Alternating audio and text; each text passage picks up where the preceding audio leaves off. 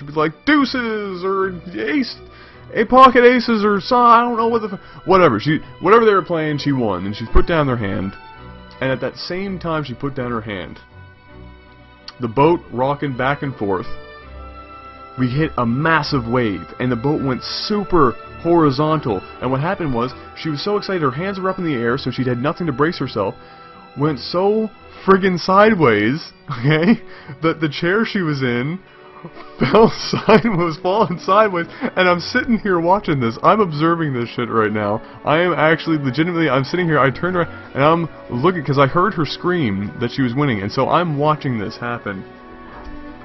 And she turns, and her chair's going over and over and over, and her hands are still up in the air, and boom, she hits the ground, face first. Hits the ground. It doesn't fall gracefully. No, there was no falling gracefully for this 80-year-old woman. She fell face first into the ground and knocked herself out cold. Swear to, knocked herself out cold, and her friends are going, oh no! Oh, Suzanne, or Eileen, or oh, I don't know, whatever old name you want. Just fell over and knocked out cold. And the boat's still going back and forth sideways. And so what's happening is she's rolling back and forth on the deck. Back and forth, and there's vomit everywhere, and so this old lady is just rolling around back and forth, all in this vomit and shit, and her friends are screaming, nurse, nurse, nurse, and there's no nurses anywhere available, and so there's just old lady rolling around on the puke and shit all over the floor, and she's completely screwed up, and her friends are screaming, and hell is breaking loose. And that went on for 10 minutes before a nurse was available to go get her ass off the floor. Oh, man. Oh, I was dying. I was weak. Absolutely weak. I thought it was one of the funniest things I've ever seen. I mean, I felt sorry for her. She was knocked out 80-year-old woman rolling around in puke and piss on the floor. But damn it, wasn't it funny. Holy crap, it was funny. And so after that, the boat finally, the ocean finally said, alright guys, you've had enough. It's time to slow down.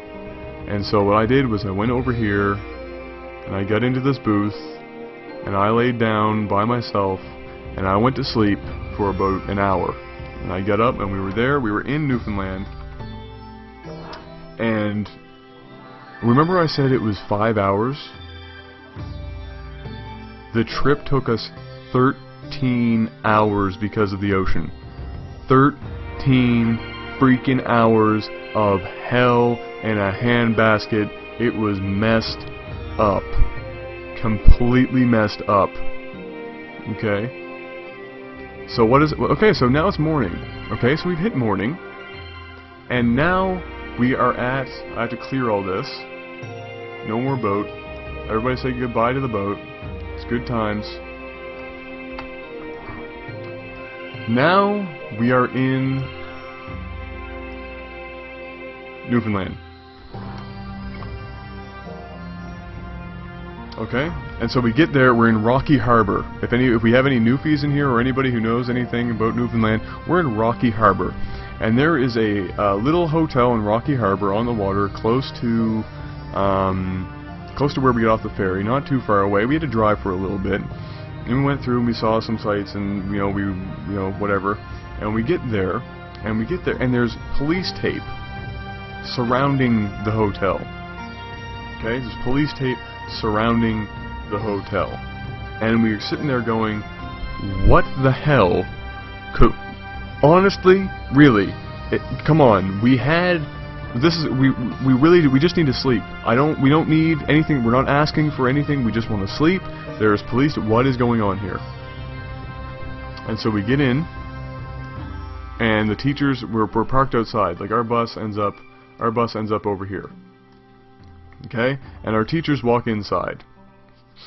And they go and find the cops or whatever, and they're talking to the cops and the hotel owners, and we say, what went on here? What is going on right now? What the hell is going on?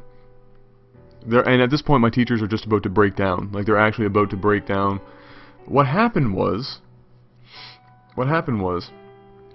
there was a murder about 100 feet outside of the hotel.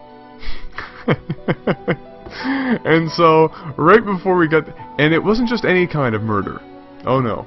No, no, it wasn't just any kind of murder. It wasn't a regular somebody pulled a gun or somebody pulled a knife. No, no, it couldn't have been a regular ass murder. No, it was an axe murder. It was a fucking axe murderer. No word of a friggin' axe murder. So, they come back on the bus, and the teachers come, and now they have this knowledge, and they come back on the bus, and they're trying to break it to us. We're only 14 years old. They're trying to break this to us as lightly as possible. They get on the bus, and Dumber goes, "Look, guys, you might be wondering why the police tape is around the building. Well, as it turns out, there was he didn't even try to butter it up. Really, he just kind of said, well, you know what? There was an axe murder here." And the reason the police tape is around and that there's cops everywhere is that they haven't caught the guy yet. He's still around somewhere. But we can't stay on the bus. We have to go inside. We have to go inside the hotel. And so everybody was like, great, sure, why not? Let's continue this friggin' shit show. Let's go inside. There's an axe murderer on the loose. We don't know where he is. We have to go inside. Sure, why not? And the beauty of this, you have never seen a group of kids run so fast in your entire life. And the reason you've never seen a group of kids run so fast in your entire life, this is going to be the side of the building for this, okay? This was a 2-story building. Alright, here's the first story. Okay, and there was decks or whatever. And there was like the doors in the back of these decks. And then this was also one of those hotels where the rooms at the bottom had doors to get into the rooms from outside, and the windows were right here. And so what happened was, you have never seen people run so fast in your entire life to get dibs on top floor rooms. You have never seen so many people sprinting to get to the top floor rooms. Unfortunately, myself and the people that I was staying with in each room did not get so lucky, and we ended up in one of the basement rooms, which was just great. And I said to myself, well, if it's my time to go, it is my time to go. And so I'm in the basement, and I'm sitting there, and everybody's in the room, and there are cops patrolling the hallways, and we're all feeling so safe right now, and we're kind of joking nervously amongst ourselves over the fact in my room that we are at the basement floor.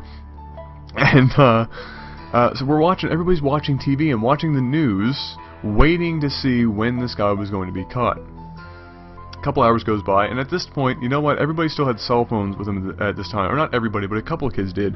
And what they were doing was they were calling home, and they were telling their parents that there was all this shit happening. We almost died on a boat. There's a friggin' axe murderer on the loose. He's in here. There are cops going up and down the hallway. And so parents were freaking shit. He was losing. They were going completely apeshit. Parents were like, holy fuck, what the hell is going... And they, of course, they had no idea. So he's calling. They're calling people. Parents by the waves are calling these friggin' teachers over and over again, and the teachers are going, it's okay, it's okay, it's okay. And so they came in and they took everybody's cell phones and they said, fuck that, you guys are not having your cell phones, not right now. Don't call your parents anymore, you're just making them worry. We were like, great, alright, fine, take us away from our only people we feel comfortable talking with. Take it away. So they did, and we're still waiting, watching the TVs.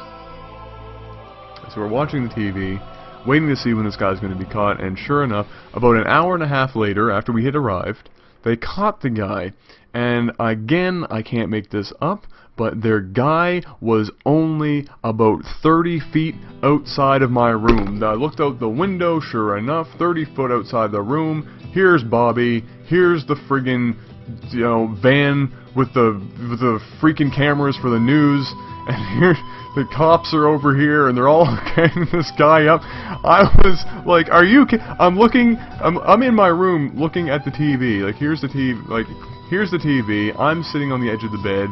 Here's the window over here. I'm watching the TV, and the guy's on the TV. And then I look outside, and he's over here. And I look at the TV, and he's over here. And I look outside, and he's over here. And I look at the TV, and he's over here. And I'm going, "You have really, really?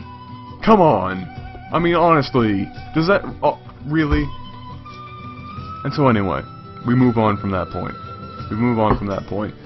He gets caught, he gets taken away, the cops still stay in the building for the rest of the night. Everybody is freaking shit. Like, I was a nervous wreck for the next couple of days.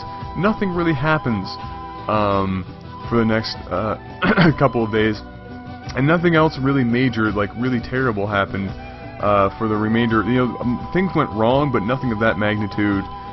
But parents started flying to Newfoundland to take their kids home. They were meeting them at the other side when we came back from Newfoundland. They were taking them away. People were dropping like flies. There was lots of other mix-ups and stuff, but nothing like that. Those were the worst parts of the trip. But that's it. There you go, ladies and gentlemen. We made it home alive. I have never been so happy to get home and hit my own bed. I was so pleased. First of all, I'm never going down the ferry to Newfoundland again. I am flying from here on out. I will never, ever, ever, ever, ever